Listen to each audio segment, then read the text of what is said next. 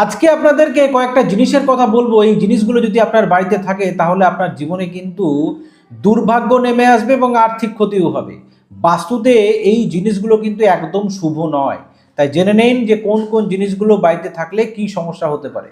সর্বপ্রথম, যদি আপনার বাড়ির বাথরুমে যদি যে ট্যাপটা লাগানো আছে সেখান থেকে জল যদি লিক করে তাহলে কিন্তু আপনার অর্থের ক্ষতি হবে। ২ নম্বর হচ্ছে, আপনার বাড়ির জানলায় যে কাঁচ লাগানো আছে কোনো একটা জায়গায় যদি কোনো কাঁচ ভেঙে থাকে তাহলে সেই কাঁচটাকে বদলে ফেলুন, না হলে কিন্তু আপনার লাইফে বড় সমস্যা আসতে চলেছে।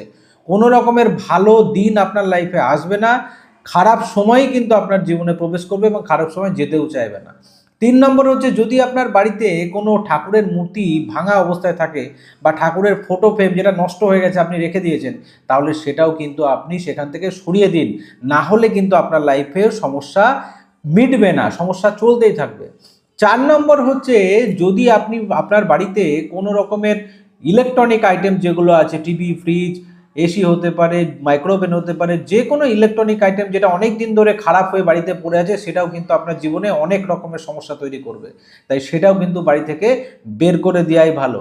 আর ৫ নম্বর জিনিস হচ্ছে যে, আপনি বাড়ির বাথরুমে যে বালতিটা রাখেন, স্নান করা হয়ে যাওয়ার পরে বা বাথরুম ইউজ করার পরে বাথরুমের বালতি কোনো সময় ফাঁকা রাখবেন না। বাথরুমের বালতিকে সবসময় কিন্তু জল ভরে রাখবেন, না হলে এটাও কিন্তু বাস্তুমতে একদম কিন্তু ভালো জিনিস নয়।